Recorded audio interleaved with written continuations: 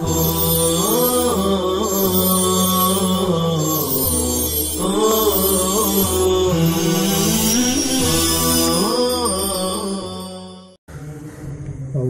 من اعتنى بجمع الحديث النبوي الشريف. علوم الحدیث کا یہ سبق شروع ہو رہا ہے اول من اعتنى بجمع الحدیث النبوی الشریف کے عنوان سے۔ اس سے پہلے جو سبق ہوا ہے اس میں حدیث صحیح کی تعریف کی ہے، اور اس کے بعد حدیث صحیح کی مثال دے کر اس میں 5 شرطوں کو پائے جانے کی شکل بیان کی ہے، تطبیق کی ہے۔ تطبیق اور انطباق میں فرق ہوتا ہے۔ کلیہ کو جزئیہ پر فٹ کرنے کا نام انطباق ہے، اور ایک جزئیہ کو دوسری جزئیہ کے مطابق قرار دینے کا نام تطبیق ہے۔ 5 باتیں پائی جانی چاہیے حدیث صحیح میں۔ اللہم انی اعوذ بک من العجز والکسل والجبن والہرم واعوذ بک من فتنة المحیا والممات واعوذ بک من عذاب القبر۔ یہ دعا ہے جو بخاری شریف کی حدیث ہے، یہ حدیث صحیح ہے۔ اس میں بتلایا کہ 5 باتیں ہیں، کہ یہ حدیث مسند ہے، اور دوسری بات ہے کہ سند اس کی متصل ہے، اور تیسری بات یہ ہے کہ جو راوی ہیں ان میں عدالت و ضبط پایا جا رہا ہے۔ حضور کے بعد حضرت انس رضی اللہ تعالیٰ عنہ صحابی ہیں، سند کا ہماری طرف سے دیکھیں تو منتہا ہے، یا حضور کی طرف سے دیکھیں تو آغاز ہے۔ حضرت انس صحابی ہیں، صحابۃ کلہم طول، پھر ان کے بعد سلیمان، پھر ان کے بیٹے معتمر، پھر مسدد ابن مسرحد، پھر امام بخاری، سب کے بارے میں بتایا کہ عدالت و ضبط سے پایا جاتا ہے۔ اور چوتھی چیز تھی کہ شاذ نہ ہونا، تو اس میں جو بھی راوی ہیں انہوں نے اوثق اور ارجح کی مخالفت میں حدیث نقل نہیں کی ہے، کہ کوئی ان سے زیادہ راجح اور ان سے زیادہ قابل اعتماد ہو اور اس دعا کے خلاف کوئی دعا نقل کر رہا ہو، تو شاذ بھی نہیں ہے اور اس میں کوئی علت بھی نہیں ہے۔ یہ بیان کرنے کے بعد نیا سبق نئے عنوان کے ساتھ بیان کر رہے ہیں۔ فرماتے ہیں اول من اعتنى، من اعتنى الساکن اذا حرک بالکسر، اور اعتنى حمزہ وصلی ہے، افتعال کا حمزہ وصلی ہوتا ہے، وہ گر جائے گا۔ اول من اعتنى بجمع الحدیث النبوی الشریف، حدیث نبوی، حدیث شریف کو کس نے سب سے پہلے جمع کرنے پر توجہ دی؟ اعتنى اقبل علی، توجہ دینا، جس چیز پر توجہ دیں گے اس کے اعلیٰ ہوگا اگر اقبل استعمال کرتے ہیں، اور اعتنى استعمال کرتے ہیں تو با آئے گی۔ اعتنى بجمع الحدیث، یا اقبل علی جمع الحدیث، یا عکف علی جمع الحدیث۔ سب سے پہلے حدیث شریف کو جمع کرنے کا اہتمام کس نے کیا، کن لوگوں نے کیا، کون لوگ اولین ہیں حدیث کی جمع کرنے میں، یہ مفہوم بھی اس عبارت سے نکلتا ہے۔ اب اس عنوان کے تحت آگے بیان کرتے ہیں أول من اعتنى بجمع الحديث النبوي الشريف بمعنى تدوينه محمد بن مسلم ابن عبید اللہ. یہ مسلم یہ مجرور ہے تو پھر ابن یہاں مجرور ہو جائے گا. بس اتنا دیکھنا ہے کہ ابن سے پہلے والا جو اسم ہے اس پہ کیا حرکت ہے، کیا اعراب ہے. اول من اعتنا یہ مبتدا بن جائے گا اور محمد بن مسلم سے لے کے آخر تک خبر بن جائے گی. محمد بن مسلم ابن عبید اللہ ابن شہاب الزہری المدنی. یہ محمد کی صفت بنے گی الزہری المدنی. محمد مرفوع ہے خبر کی وجہ سے تو الزہری المدنی اسی کی صفت بنے گی. رحمہ اللہ تعالی. سب سے پہلے توجہ دی حدیث شریف کو جمع کرنے پر، یعنی حدیث شریف کو مدون اور مرتب کرنے پر. محمد ابن مسلم ابن عبید اللہ ابن شہاب زہری مدنی میں اللہ تعالیٰ آپ پر رحم فرمائے. اتنی بات معلوم ہو گئی کہ محمد نام کی بہت بڑے محدث نے سب سے پہلے 100 ہجری میں اس کو جمع کرنے کا اہتمام کیا. سن 100 ہجری محمد نام کی، جن کو ابن شہاب بھی کہتے ہیں، جو ان کے پردادا کا نام ہے. ان کے ابا کا نام ہے مسلم، محمد بن مسلم ابن عبید اللہ ابن شہاب الزہری، اور شارٹ کٹ میں ابن شہاب کہہ دیتے ہیں. اور شارٹ کٹ کہنا ہے تو امام زہری نے سب سے پہلے حدیث شریف کو کتابی شکل میں، تحریری شکل میں لکھنے کا اور مرتب کرنے کا اہتمام کیا. اتنی بات اس سے معلوم ہے جی.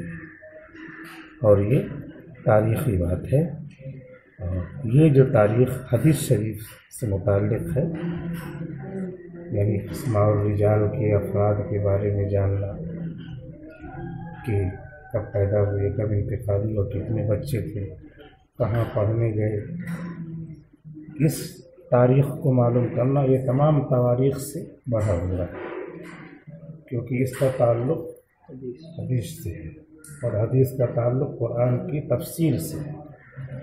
اسی لیے اس تاریخ کو معلوم کرنا اور تواریخ کی بنسبت کیا ہے، فضیلت رکھتا ہے. تو جو حضرات حدیث پڑھتے ہیں اسماء الرجال کے فن سے واقفیت رکھتے ہیں یا شغف رکھتے ہیں، وہ مورخ ہوتے ہیں، تاریخ بھی جانتے ہیں. ایسا نہیں کہ حدیث پڑھ رہے ہیں تو پھر تاریخ کے لیے الگ سے کوئی مضمون ملتا ہے جس میں ولادت وفات کا تذکرہ ہو، زمانے کا تذکرہ ہو، اسی کا نام تاریخ.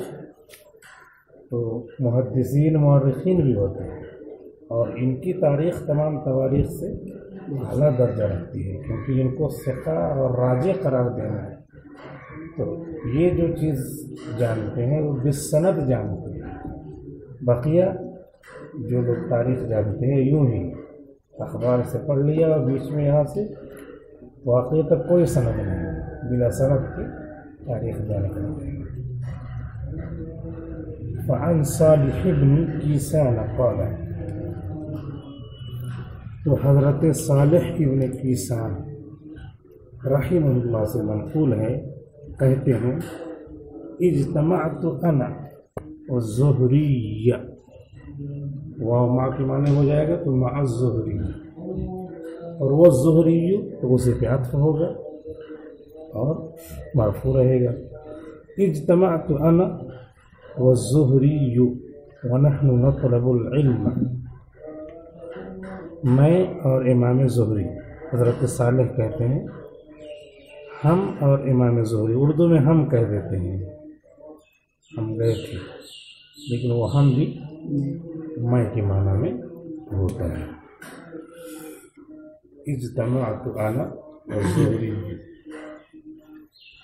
ہم اور امام زہری ایک جگہ جمع تھے اور علم طلب کر رہے تھے، اس حال میں کہ ہم لوگ علم طلب کر رہے تھے، یعنی طالب علم تھے، اس میں طلب علم میں مصروف تھے۔ فقلنا نکتب السنن، تو ہم نے آپس میں کہا کہ حدیث کو لکھے لیتے ہیں، چلو لکھ لیا جائے، ہم لوگ حدیث کاپی بناتے ہیں، لکھتے ہیں، نکتب السنن، ہم حدیثیں لکھتے ہیں۔ حضور صلی اللہ علیہ وسلم کی زبان مبارک سے یا آپ کے فعل سے یا آپ کی تقریر و صفت سے جو چیز نکلے وہ حدیث کہلاتی ہے، اور وہی چیز سنت بھی کہلاتی ہے۔ سنت اور حدیث میں ایک بہت باریک فرق ہے جسے بہت کم لوگ جانتے ہیں۔ جس حدیث پر امت عمل کرتی ہوئی آ رہی ہو،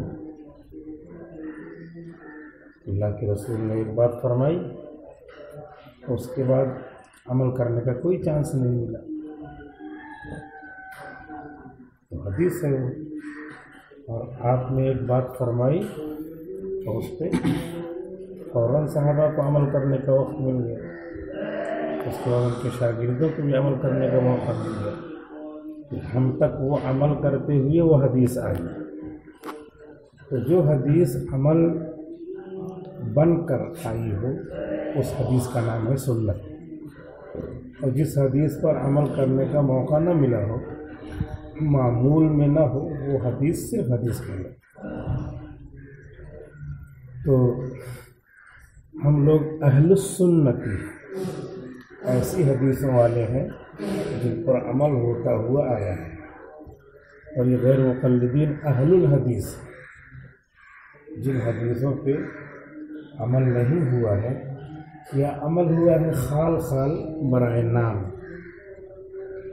کو عدم کے درجے میں کہا جاتا ہے، کسی کو معلوم کسی کو نہیں معلوم، اکثر لوگوں کو نہیں معلوم، تو وہ حدیث ہی رہ جاتی ہے۔ تو وہ لوگ اہل الحدیث ہیں اور ہم لوگ اہل السنت۔ جب ڈھیر لوگ عمل کریں گے تو وہ جماعت بن جائے گی، تو اس لیے وہ پوری جماعت والے ہم لوگ ہیں، اکیلے نہیں، اہل السنت والجماعت۔ اسی لیے مولانا سعد صاحب نے ایک آدھ جو بات کہی اختلاف کی تو وہ بھی کتابوں میں لکھا، لیکن ان کے اکابر دیوبند اور ان کے اساتذہ کو وہ چیز نظر نہیں آئی، صرف انہیں کو نظر آئی، ان کو بھی نظر آئی لیکن اس پہ عمل نہیں، تو وہ اہل الحدیث میں بن جائیں گے۔ اور جو عمل ہوتے ہوئے آیا، جیسے قلبن کے معنی شیئر کرنا، کتاب میں حوالہ دے رہے ہیں، تو آپ اکیلے آپ ہی کو معلوم ہوا، وہ لوگ نہیں پڑھتے ہوتے تھے، نہیں معلوم تھا، لیکن وہ ٹریک اپنایا اکابر نے جو سب لوگ اپناتے آئے، جیسے قلبن کے معنی کتا کے کرتے آئے، اکیلے آپ کو نظر آیا تو آپ نے بیان کر دیا، تو آپ اس زمرے میں چلے جائیں گے کہ جن باتوں پر، جن حدیثوں پہ عمل نہ ہو، تو اہل الحدیث میں چلے جائیں گے، بدون جماعت سے خارج میں چلے جائیں گے۔ یہ اعتراض تھا ان پر، اور اس طرح کی ہر نئی بات لاتے تھے، ایسا نہیں کہ کسی چیز کی دلیل نہیں رہتی، دلیل تو رہتی ہی، لیکن وہ دلیل کتنے لوگوں نے اس سے استدلال کیا ہے اور کون لوگوں نے کیا ہے یہ بھی دیکھا۔ حضور کے زمانے میں بھی استدلال کرنے والے موجود تھے، اور حضور کے زمانے کے بعد صحابہ کے زمانے میں بھی استدلال کرنے والے موجود تھے۔ ایک آدھ چیز کی زکوٰۃ نہیں دیں گے تو کیا فرق ہوتا ہے، لیکن حضرت ابوبکر نے کیا کیا، جہاد کیا، سارے صحابہ ان کے ساتھ ہو گئے۔ شروع میں نہیں تھے، تو اب یہ ان کے ساتھ رہنا، یا دوسرے لوگ نہیں مانے، نہیں آئے، اگر مان لیا تو ان کے ساتھ آپ چلے گئے، تو بھی ایک رائے ہے۔ اگرچہ صحابی نام لیں گے، بہت بڑا نام، الصحابۃ کلہم عدول، لیکن وہیں سے فرقہ بننا شروع ہو جائے گا۔ تو نکتب السنن، ہم سنن لکھیں گے، حدیثیں لکھیں گے۔ تو سنن کا لفظ یہاں پہ استعمال کیا، جس پہ اتنی تقریر یاد رکھنا چاہیے تاکہ پتہ چلے کہ اہل السنت والجماعت کیوں کہا جاتا ہے ہم کو، اس کی کیا فضیلت ہے اور اس میں کیا حفاظت ہے، آدمی راستے سے بھٹکتا نہیں ہے۔ فَكَتَبْنَا مَا جَاءَ عَنِ النَّبِيِّ صلی اللہ علیہ وسلم، تو ہم نے لکھا وہ سب حدیثیں جو منقول تھیں، جو نقل ہو کے آئی تھیں نبی کریم صلی اللہ علیہ وسلم سے۔ قال، کہتے ہیں حضرت صالح، فَكَتَبَ وَلَمْ أَكْتُبْ ثُمَّ قَالَ نَكْتُبُ عَنْ أَصْحَابِهِ، پھر کہا کہ ہم لوگ لکھیں گے حضور کے صحابہ سے منقول باتیں، فَإِنَّهُ سُنَّةٌ، کیونکہ وہ بھی سنت ہے، وہ سنت ہے، کیونکہ صحابہ عمل کر کے آئے ہیں تو وہ سنت ہے۔ فقلت انا، تو میں نے کہا لیس سنتن، وہ سنت نہیں ہے، تو صحابہ جو بول رہے ہیں وہ ان کی بات ہے۔ فلا نکتبہ، تو ہم نہیں لکھیں گے۔ حضرت صالح نے کہا کہ ہم نہیں لکھیں گے، لیکن وہ لکھتے تھے، امام زہری لکھتے تھے، کیونکہ صحابی کو صحابی اسی لیے کہتے ہیں کہ جو اللہ سے، اللہ کی بات رسول سے منقول ہو اسے پہ عمل کرے، اپنی طرف سے عمل کرے گا تو ہٹ جائے گا نا دین سے۔ تو جو بھی بول رہا ہے، وہ جو بھی کہہ رہا ہے، جو بھی عمل کر رہا ہے، صحابی کر رہا ہے، تو صحابی اسی کو کہتے ہیں جو حضور کی صحبت میں جو کچھ سیکھا اس پہ عمل کرے۔ بھلے سے یہ نسبت ہر مرتبہ یہ نہ کہے کہ حضور نے ایسے کیا تو میں کر رہا ہوں، وہ جو کر رہا وہ سراپا کیا ہے، حضور کی سنت کا پیکر ہے، سراپا حضور کا کردار ہے وہ۔ تو حضرت صالح کہتے ہیں میں نے کہا لیس سنتن، سنت نہیں ہے، فلا نکتبہ، تو ہم تو نہیں لکھتے تھے، ہم یہاں میں کے معنی میں ہے۔ قال، خود اس حضرت صالح کہتے ہیں فکتب ولم اکتب، تو انہوں نے تو لکھا اور میں نے نہیں لکھا۔ فانجح وضیعت، تو وہ تو کامیاب ہو گئے، انجح لازم ہے، وضیعت، اور میں نے خود کو ضائع کر دیا، اور میں نے خود کو ضائع کر دیا۔ طبقات نامی کتاب میں حضرت سعد نے اس کو نقل کیا، سعد فی الطبقات۔ یہ بات ہو گئی حدیث کی تدوین کی اور اس کی تاریخ کی، حدیث کی تدوین کی اور اس کی تاریخ کی، اتنی بات ہو گئی۔ لہٰذا اب یہ ہو جائے گا، دو باتیں اپنے اس سبق میں معلوم ہوئی۔ ایک بات تو یہ معلوم ہوئی کہ سب سے پہلے حدیث کو جو جمع کرنے کا اہتمام کیا ہے وہ امام زہری نے۔ امام زہری کا نام محمد ہے، ان کے والد کا نام مسلم ہے، وہ دادا پردادا کے نام سے زیادہ جانے جاتے ہیں، ابن شہاب زہری۔ زہری صرف کہتے ہیں، کبھی ابن شہاب زہری کہتے ہیں، کبھی امام زہری کہتے ہیں۔ تو گویا کہ سب سے پہلے حدیث کو لکھنے کا کام امام زہری نے کیا ہے۔ اور دوسری بات یہ کہ یہ ایک واقعے کے تحت یہ بات معلوم ہے، تو ان کے ساتھی تھے حضرت صالح اور محمد، یہ دونوں ایک ساتھ پڑھتے تھے اور ایک ساتھ عہد کیا کہ چلو یہ کام کرتے ہیں، تو انہوں نے تو کر لیا۔ حضرت صالح کہتے ہیں کہ میں نہیں کر پایا، تو یہ فضیلت ان کے لیے مقدر تھی، دونوں نے کہا، اس لیے جو چیز جس کے لیے مقدر ہو ہم اس پر رش کر سکتے ہیں، رش کرنے کی اجازت ہے، البتہ یہ کہ حسد نہیں کر سکتے کہ ان کو نہ ملی ہوتی مجھے ملتی۔ ترک اور ہجران کی نیت کرنا یہ حسد ہے، اور اسی طرح بن جانا کہ میں بھی ہو جاتا بغیر ان سے چھوڑنے اور چھوٹے ہوئے اس صفت کے تو پھر اس کا نام کیا ہے؟ رشک ہے، غیبتہ ہے۔ غیبتہ اور حسد میں یہی فرق ہے کہ غیبتہ میں کسی نیک اور اچھے کام کی اپنے اندر پیدا کرنے کی نیت کی جاتی ہے، اور حسد میں جس کے پاس وہ کام ہے، ایک صفت ہے، اس سے چھوٹ جانے کی، اس کو نہ ملنے کی نیت کی جاتی ہے۔ تو حسد ناجائز ہے اور غیبتہ اور رشک جائز اور قابل تعریف ہے۔ سبق یہیں پر ختم کر دیتے ہیں، پھر اگلا سبق انشاءاللہ شروع کریں گے۔ والسلام علیکم ورحمۃ اللہ وبرکاتہ۔